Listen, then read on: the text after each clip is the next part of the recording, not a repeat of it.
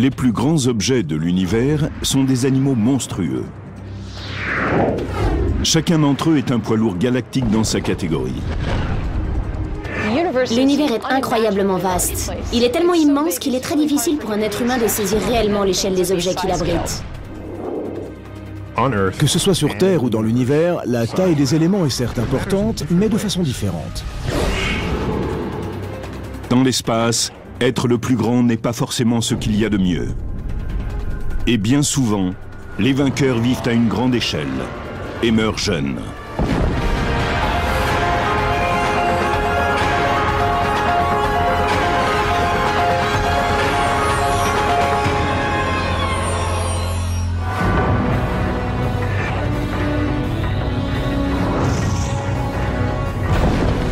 Ce sont les Everest du cosmos. Tels des paparazzi, les astronomes pointent leurs télescopes sur eux pour capturer leurs moindres mouvements. Ce sont les plus gros objets de l'univers, et leur taille est vraiment monstrueuse. Dans l'univers, ce qui est positif dans le fait d'être énorme, c'est que l'univers est encore plus énorme que vous. Donc vous avez beaucoup de place pour vous étirer. Ainsi, votre taille peut vous permettre d'être remarqué par des civilisations douées d'intelligence. La première chose que l'on découvre lorsqu'on commence à étudier l'astronomie, c'est à quel point tout est sacrément grand. Ce qu'on étudie est tellement au-delà de l'échelle humaine qu'on ne rencontre quasiment jamais rien de semblable au cours d'une vie.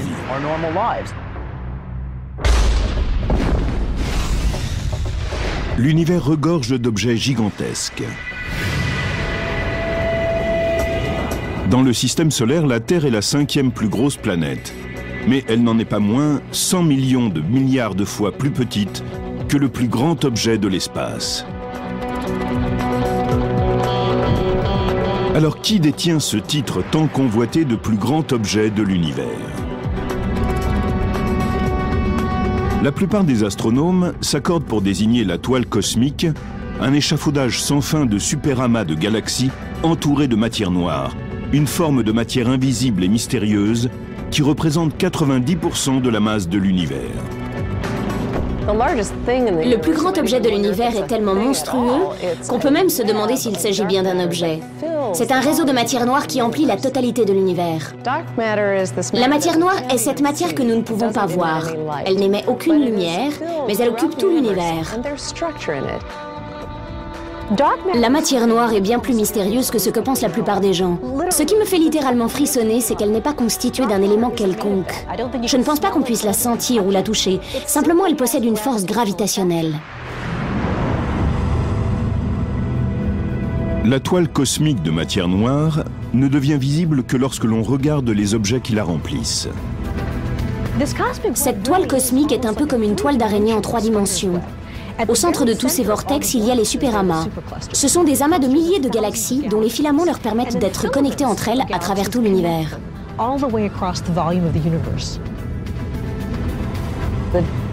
La gravitation la plus puissante se trouve à l'intersection de ces structures toiles. C'est là où le gaz faiblit et c'est là que se forment les galaxies, les amas de galaxies. Mais quelle est l'amplitude de la toile cosmique ?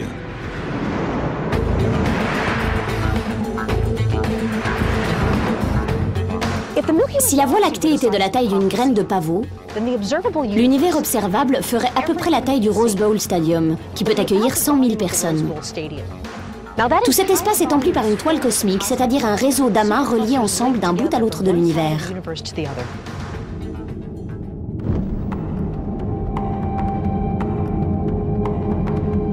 Les origines de la toile cosmique demeurent incertaines. Mais les scientifiques pensent que les premières graines en furent plantées lors du Big Bang, au début de l'univers. Au moment du Big Bang, l'univers entier a explosé puis s'est étendu très rapidement. Si bien que la toile cosmique contient toute la matière originelle produite à ce moment-là. Elle a explosé et formé ces très grands objets que nous voyons aujourd'hui.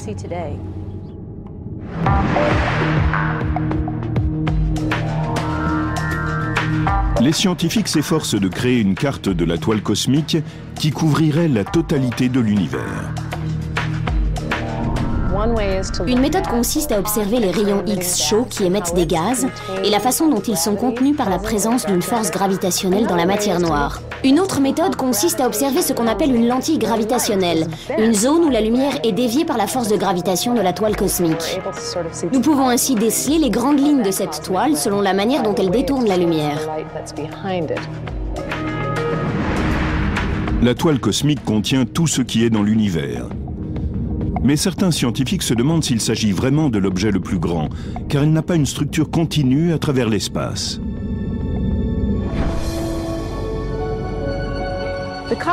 La toile de matière cosmique n'est pas réellement l'objet le plus grand, maintenu ensemble par la gravitation. En effet, la matière de l'univers s'est tellement étendue que la force gravitationnelle n'est pas assez forte pour la contenir en un seul endroit, alors que les superamas de galaxies, eux, sont liés par elle. Ils ont une masse suffisante pour produire une force de gravitation qui les retient ensemble pendant un certain temps.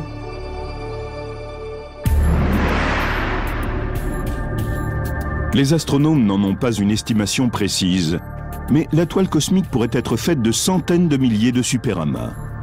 Il s'agit d'immenses rassemblements de galaxies qui, au fil de millions d'années-lumière, ont été reliées entre elles par la gravitation.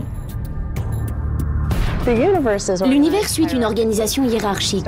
Les étoiles forment les galaxies forment les amas constituent des superamas. Si l'on compare un amas au continent nord-américain, alors un superamas pourrait être l'association des villes d'Amérique du Nord, des villes du continent européen, asiatique, etc.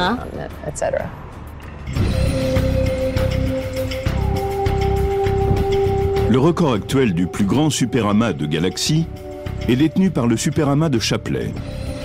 Cette région très dense de galaxies s'étend sur 400 millions d'années-lumière. Pour la traverser, le plus rapide des vaisseaux interplanétaires mettrait plusieurs milliards d'années. Le superamas de Chapley s'étend sur plusieurs constellations et se situe à presque 650 millions d'années-lumière de la Voie lactée.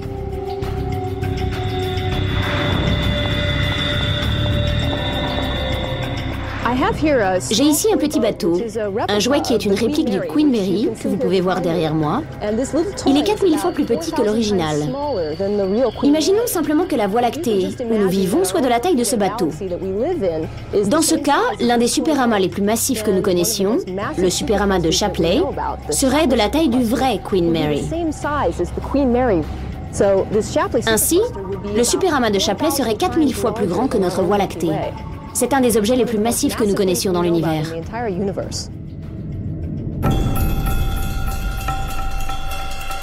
Les astronomes connaissent les superamas depuis les années 1950. Mais aujourd'hui, ils ont pu déterminer leur origine grâce à de récentes mesures de leur CMB, Cosmic Background Microwave, ou fond diffus cosmologique, qui est un rayonnement laissé derrière lui par le Big Bang. C'est ainsi qu'on en a conclu que tous les superamas, y compris celui de Chapley, trouvaient leur origine dans la formation de l'univers il y a plus de 13 milliards d'années. En même temps que l'univers évoluait et se développait, la force gravitationnelle a permis à toute zone ayant un excédent de densité d'attirer de plus en plus de matière. Chapley est donc un amas fait de l'accumulation de nombreuses petites galaxies qui sont tombées en son sein. Et c'est ainsi qu'il a atteint cette taille monstrueuse avec le temps. Ce qui est stupéfiant, c'est que les scientifiques pensent que le superamas de Chapley pourrait être encore plus grand qu'il n'y paraît. En réalité, on ne verrait qu'une petite partie de ce que contient réellement le superamas de Chapley. Grâce au futur télescope spatial WISE, on arriverait à voir 10 fois plus loin qu'aujourd'hui. Et nous pourrions voir le reste du superamas de Chapley et savoir s'il est encore plus massif que ce qu'on sait déjà. Les superamas de galaxies resteront ensemble au cours du temps, car ils sont liés par la force de gravitation.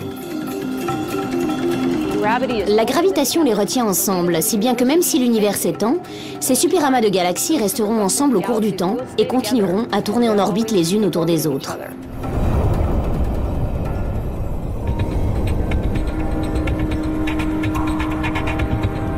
Nous autres humains vivons également dans un système de superamas, mais le nôtre est 2 fois moins grand que celui de Chapley, et sa masse est environ 10 fois moins importante. La Voie lactée fait partie d'un petit amas appelé le groupe local, qui fait lui-même partie d'un plus grand, nommé l'amas de la Vierge. Nous sommes un peu en périphérie de celui-ci, c'est notre adresse en quelque sorte. Nous vivons dans telle rue, de telle ville, de tel état, de tel pays, de la même manière que la Voie lactée fait partie d'entités plus vastes. Les superamas de galaxies sont les zones les plus foisonnantes de l'espace. Mais ils entourent aussi de grandes régions où il n'y a quasiment rien. Ces endroits dépouillés de tout sont ce qu'on appelle le vide. Le vide est le contraire des amas. Les amas sont les régions où se trouvent les galaxies, et le vide, c'est là où il n'y en a aucune. Et cette structure semblable à une toile est faite d'une alternance entre les amas et le vide. Un peu comme dans un paysage se succèdent les villes et les campagnes.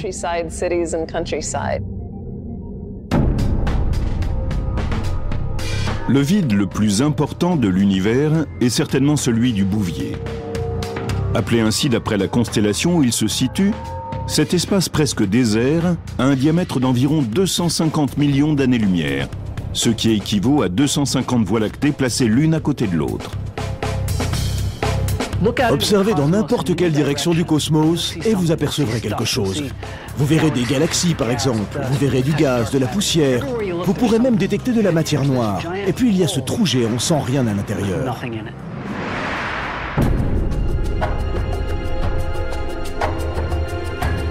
Le vide du Bouvier, découvert en 1981, est presque entièrement dépourvu de galaxies.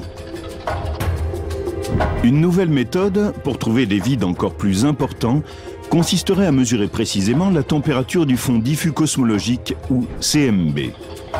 De légers points froids de ce rayonnement permettraient de repérer dans quelle direction se situent de grands vides, plus loin de nous.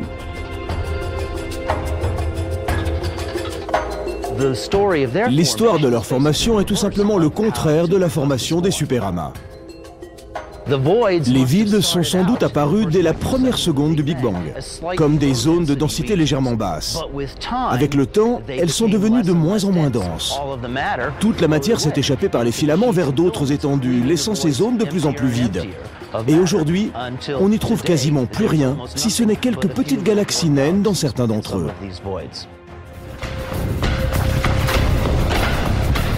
Les vides et les amas ne sont que quelques-uns des objets monstrueux qui peuplent une structure encore plus importante, la toile cosmique. Mais celle-ci abrite aussi d'autres objets immenses. Et en particulier des bulles de taille colossale qui pourraient détenir le secret de la formation des galaxies.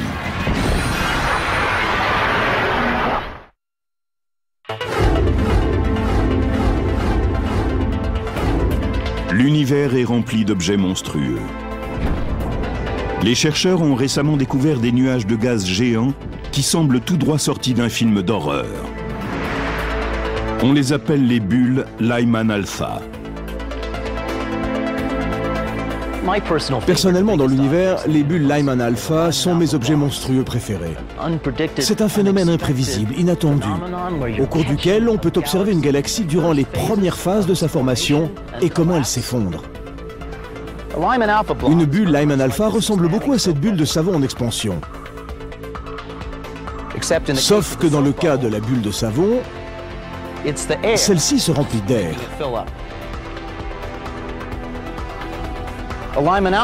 Une bulle Lyman alpha, elle, se développe à cause de la chaleur. On a injecté beaucoup d'énergie dans ce gaz afin de le chauffer.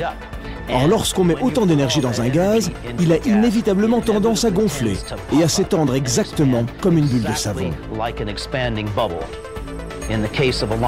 Une bulle Lyman alpha gonfle grâce à la chaleur et peut-être aussi grâce aux rayons ultraviolets d'étoiles récemment formées.